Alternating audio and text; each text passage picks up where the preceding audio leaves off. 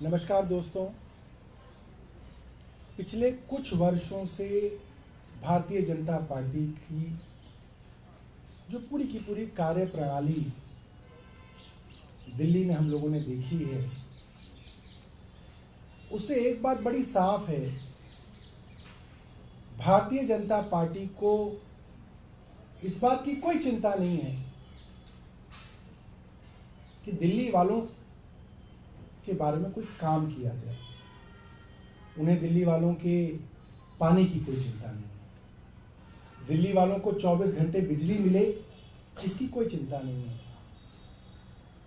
अस्पतालों की कोई चिंता नहीं है, दिल्ली के 18 लाख बच्चों की पढ़ाई कैसे चले इसकी कोई चिंता नहीं है, अस्पतालों की कोई चिंता नहीं है। भारतीय जनता पार्टी को कच्ची कॉलोनी में रहने वाले लोगों की कोई चिंता नहीं है। वहां सीवर डले, वहां पानी की लाइन डले, वहां सड़कें बने, इस बात की भी कोई चिंता भारतीय जनता पार्टी को नहीं है।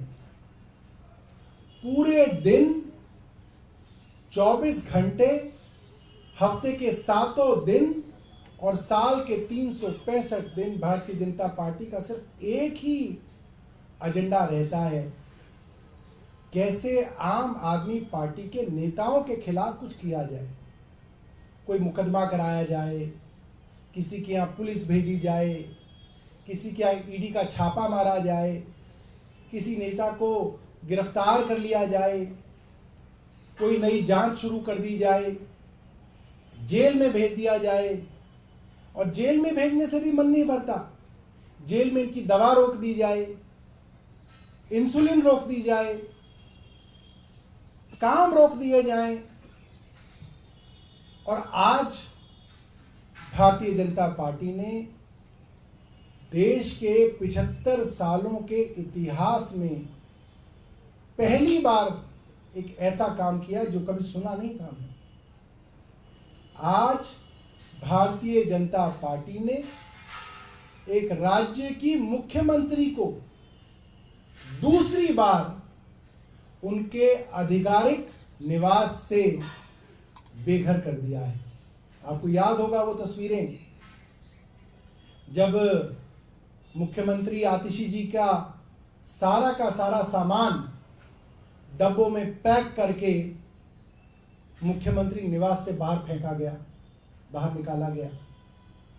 और आज दोबारा से एक महिला मुख्यमंत्री को उनके आधिकारिक निवास स्थान से बाहर निकाल दिया गया है। ये शायद पहली बार है किसी देश में, पूरी दुनिया में मुझे नहीं लगता कि ऐसा कभी होगा कि किसी देश के किसी राज्य की मुख्यमंत्री को वहां की सरकार उनके निवास स्थान से बाहर निकाल दे। चुनाव जिस दिन घोषित हो उस दिन मैं एक बार चाहूंगा कि आतिशी जी भी इस विषय में आपके सामने कुछ कहें।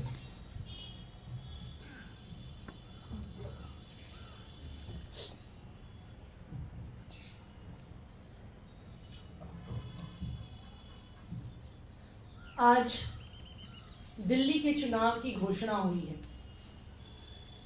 और दिल्ली के चुनाव की घोषणा जिस दिन होती है उससे पिछली रात को भारतीय जनता पार्टी की केंद्र सरकार ने जो मेरा सरकारी आवास है, जो मुख्यमंत्री आवास है, जो मुझे अलॉट हुआ है मुख्यमंत्री होने के नाते, भारतीय जनता पार्टी की केंद्र सरकार ने मुझे 3 महीने में दूसरी बार उस मुख्यमंत्री आवास से निकालकर बाहर फेंक दिया। चिट्ठी भेजकर मुख्यमंत्री आवास का अलॉटमेंट कैंसिल किया और मुख्यमंत्री आवास एक चुनी हुई सरकार की चुनी हुई मुख्यमंत्री से छीन लिया। 3 महीने पहले भी इन्होंने यही किया था। जब मैं मुख्यमंत्री बनी, मुख्यमंत्री आवास से मेरा सामान, मेरे परिवार का सामान घर से निकाल के सड़क पे फेंक दिया था। भारतीय जनता पार्टी को लगता है कि वो घर छीनने से, हमारे साथ गाली गलौज करने से, मेरे परिवार के बारे में निचले स्तर की बातें करने से इनको लगता है कि ये हमारे काम रोक देंगे, जो हम दिल्ली वालों के लिए काम कर रहे हैं उस काम को रोक देंगे। लेकिन मैं दिल्ली वालों को ये बताना चाहती हूं कि घर छीनने से काम रुकेगा नहीं।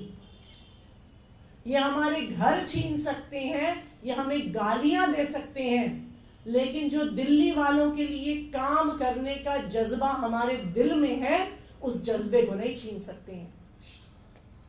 मैं दिल्ली वालों को ये कहना चाहूंगी कि अगर जरूरत पड़े तो मैं आपके घर पे आके रहूंगी, अगर जरूरत पड़े मैं आपके घर में आके रहूंगी और आपके घर से दिल्ली वालों के लिए काम करूंगी, दुगनी स्पीड से काम करूंगी, दुगने जज्बे से काम करूंगी। भारतीय जनता पार्टी को यह बताने के लिए काम करूंगी कि आप हम पर कोई भी अत्याचार कर लीजिए, हमें कितना भी परेशान कर लीजिए, हम दिल्ली वालों के काम रुकने नहीं देंगे। मैं याद करा दूं भारतीय जनता पार्टी वालों को, 3 महीने पहले, एक बार पहले भी आपने मुझसे मुख्यमंत्री आवास छीना था, मेरा सामान सड़क पर लाके फेंक दिया था।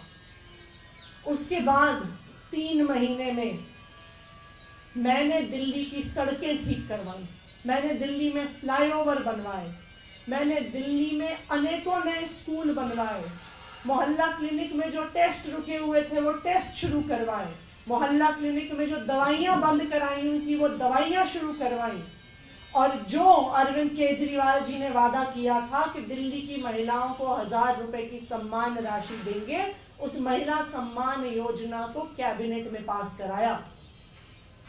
और मैं आज आपको ये बता दूं कि आज जब इन भाजपा वालों ने मुझे मुख्यमंत्री आवास से बाहर निकाल कर फेंका है, अब वो याद रखें, इस बारी जब मुख्यमंत्री आवास से निकाला है, आज मैं ये प्रण ले रही हूं कि दिल्ली की हर महिला को 2100 रुपए दिलवा कर रहूंगी। संजीवनी योजना के तहत दिल्ली के हर बुजुर्ग को सरकारी अस्पताल में, प्राइवेट अस्पताल में फ्री इलाज करवा कर रहूंगी।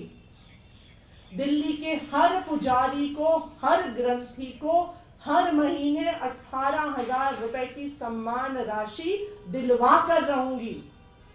भारतीय जनता पार्टी वाले ये समझ लें कि आम आदमी पार्टी का एक एक कार्यकर्ता, एक एक नेता, एक एक मंत्री, मुख्यमंत्री अपने सिर पर कफन बांध कर निकला है, दिल्ली वालों के लिए काम करने के लिए निकला है।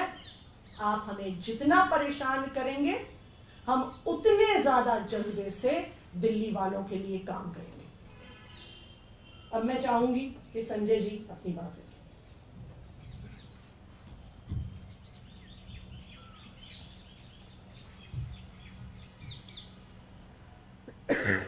अभी काफी विस्तार से सौरभ भाई ने और आतिशी जी ने बताया कि किस प्रकार से गाली गलौज पार्टी ने एक अभियान छेड़ रखा है आम आदमी पार्टी के खिलाफ, आम आदमी पार्टी के नेताओं के खिलाफ, उनको अपमानित करना, उनके बारे में रोज ऊटपटांग टिप्पणियां करना, उनको जेल में डालना। लेकिन इनका जो दुष्प्रचार है, झूठ है, वो मैं आपके सामने जरूर आज खोलना चाहता हूं। मुख्यमंत्री का आवास जो दिल्ली के मुख्यमंत्री के लिए बना है, उसको 3 महीने में 2 बार आपने कैंसिल कर दिया। उसके बारे में सारी की सारी बीजेपी, नरेंद्र मोदी से लेके उनके सारे नेता एक ही प्रचार कर रहे हैं, अरे उस मुख्यमंत्री आवास में मिनी बार बना हुआ है, अरे उस मुख्यमंत्री आवास के अंदर सोने का टॉयलेट बना हुआ है, अरे उस मुख्यमंत्री आवास के अंदर तो स्विमिंग पूल बना हुआ है। भारतीय जनता पार्टी के लोगों, मैं चाहता हूं पूरे दिल्ली और देश के सामने तुम्हारा झूठ उजागर हो। पूरी दिल्ली और देश के लोगों को पता चले कि दिन रात तुम मुख्यमंत्री आवास के बारे में झूठ बोलते हो। हमें दिखाओ स्विमिंग पूल कहां है, हमें दिखाओ मिनी बार कहां है, हमें दिखाओ सोने का टॉयलेट कहां है। हम चाहते हैं देश की मीडिया को भी पता चलना चाहिए और दिल्ली की एक एक जनता को पता चलना चाहिए। और मैं चुनौती देता हूं, कल 11 बजे मीडिया वालों के साथ चलकर इस बात का फैसला हो कि एक तरफ दिल्ली के मुख्यमंत्री का आवास है जिसके बारे में दुष्प्रचार और झूठा प्रचार भारतीय जनता पार्टी कर रही है, और इसी दिल्ली में देश के राजा नरेंद्र मोदी का राजमहल है। 2700 करोड़ का राजमहल जिसमें हमारे राजा रहते हैं। और हमारे राजा इतने अद्भुत हैं, उन्होंने फैशन डिजाइनरों को भी फेल कर दिया है। दिन में 3-3 बार कपड़े बदलते हैं, 10-10 लाख की पेन का इस्तेमाल करते हैं। 2700 करोड़ में अपना घर बनवाया है।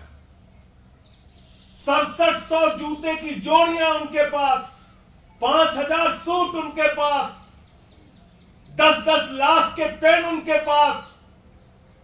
हमारे प्रधानमंत्री जी के घर में 300 करोड़ रुपए के कालीन बिछे हुए हैं। राजमहल के अंदर 300 करोड़ की कालीन बिछी हुई है जिसमें सोने के तार लगे हुए हैं। 200 करोड़ रुपए का झूमर लगा हुआ है राजमहल में, जहां हीरे लगे हुए हैं। दिखाओ पूरे देश को, दिखाओ मीडिया को, दिखाओ दिल्ली की जनता को और देश की जनता को। हम देखना चाहते हैं तुम्हारा राजमहल, हम देखना चाहते हैं वो 6700 जोड़ी जूते जो तुमने रखे हैं रोज बदलने के लिए। हम देखना चाहते हैं 10-10 लाख की वो पेन तुम्हारी।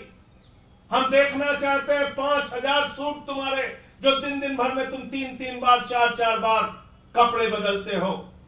तो मैं चुनौती देता हूं भारतीय जनता पार्टी को और ये कहना चाहता हूं पूरे देश के सामने, तुम्हारा झूठ कल उजागर होगा। मुख्यमंत्री आवास में कल 11 बजे हम लोग मीडिया के मित्रों के साथ चलेंगे और वहां सोने की टॉयलेट खोजेंगे, वहां स्विमिंग पूल खोजेंगे, वहां पे मिनी बार खोजेंगे और उसके ठीक बाद हम लोग चलेंगे राजा का राजमहल देखने के लिए। राजा का राजमहल, देश के राजा नरेंद्र मोदी, उनका राजमहल जो 8400 करोड़ के जहाज में चलते हैं, उनका राजमहल जो लाखों के चश्मे लगाते हैं, उनका राजमहल जिनके घर में 300 करोड़ की कालीन पड़ी है, उनका राजमहल जिनके घर में 200 करोड़ के झूमर हैं, उनका राजमहल देखने के लिए कल चलेंगे हम लोग। पहले मुख्यमंत्री आवास और फिर उसके बाद राजा का राजमहल देखने चलेंगे। तो मैं आमंत्रित करता हूं मीडिया के मित्रों को कि आप लोग कल 11 बजे हमारे साथ मुख्यमंत्री आवास और उसके बाद राजा का राजमहल देखने के लिए जरूर चलें। मैं आप सबको आमंत्रित करता हूं। मैं आगे चाहूंगा दुर्गेश पाठक जी कुछ अपनी बात रखना चाहेंगे। कोई आपके प्रश्न आप पूछ सकते हैं। किस आवाज से आप जो कह रही कि 3 महीने में दूसरी बार निकाला गया, कौन सा आवाज था और कब नोटिस आया और क्या ऑल्टरनेटिव अकोमोडेशन आपको दिया गया है या नहीं? 6 फ्लैगस्टाफ रोड जो दिल्ली का मुख्यमंत्री आवास है, जो मुझे अलॉट किया गया था सितंबर या अक्टूबर के महीने में। आपको याद होगा कि उस मुख्यमंत्री आवास से मेरे घर के सामान को निकालकर बाहर फेंक दिया गया था। ये 3 या 4 महीने पहले की बात है।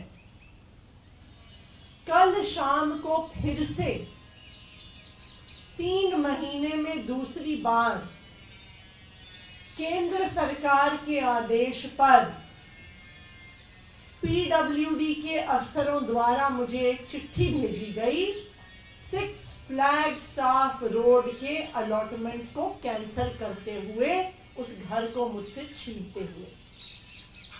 मुझे नहीं लगता कि इस देश के लोकतंत्र के इतिहास में कभी ऐसा हुआ होगा कि चुनी हुई सरकार के चुने हुए मुख्यमंत्री के आवास को उसी ही सरकार के अधिकारियों को आदेश देकर छीन लिया गया हो। लेकिन मैं फिर से आपसे ये कहूंगी कि अगर भारतीय जनता पार्टी को ये लगता है कि हमें गालियां देकर, मेरे परिवार को गालियां देकर, मुख्यमंत्री आवास को, मेरे सरकारी घर को मुझसे छीनकर वो दिल्ली वालों के काम रोक सकते हैं, तो उन्हें इस भ्रम में नहीं जीना चाहिए। मैं जरूरत पड़ेगी तो आपके घर में आके रहूंगी, आपके घर में आके रहूंगी, आपके घर में आके रहूंगी। दिल्ली के किसी भी हिस्से में आम आदमी पार्टी के लिए, उसके नेताओं के लिए, दिल्ली वालों के घर क्या, उनके दिल खुले हुए हैं। हमें मुख्यमंत्री आवास की जरूरत नहीं है। हम दिल्ली वालों के दिल में रहते हैं। हम उनके घर में रह के काम करेंगे, दुगनी मेहनत से और दुगने जज्बे से दिल्ली वालों के लिए काम करेंगे।